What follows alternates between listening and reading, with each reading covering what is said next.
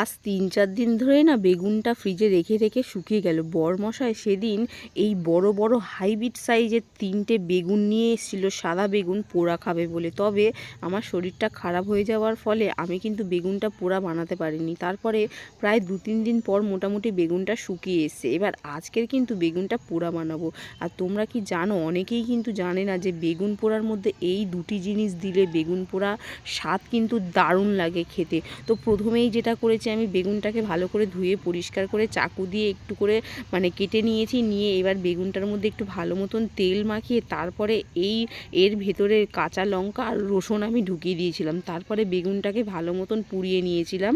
তো উল্টে পাল্টে সব দিকে ভালো মতন পুড়িয়ে নিয়েছি। তো মোটামুটি পোড়া হয়ে গেলে এবার কিন্তু বেগুনটাকে আমি ওপরের খোসাটাকে ছাড়িয়ে নিয়েছি। তারপরে বেগুনটা এবার মেখে নেবার পালা।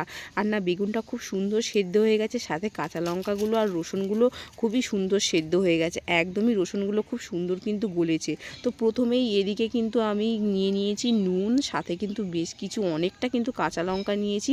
কাঁচা লঙ্কাগুলো নুনের সাথে আগে ভালো মতন ডলে নেব। এবার এদিকে এক মুঠো মতন পেঁয়াজ নিয়েছি। এ দেখো, কাঁচা লঙ্কা না, যেই কাঁচা লঙ্কাটা দিয়েছিলাম সেটাও ভালো মতন সেদ্ধ হয়ে গেছে। তো এইভাবে কিন্তু ধনেপাতাও এক মুঠো দিয়েছি। বেগুনটা ভালো করে মেখে নিয়েছি। এইবারে এক মুঠো মতন সর্ষের তেল দিয়ে দিলাম। দিয়ে বেগুনটা মাখা করে কিন্তু খেয়ে ফেললাম।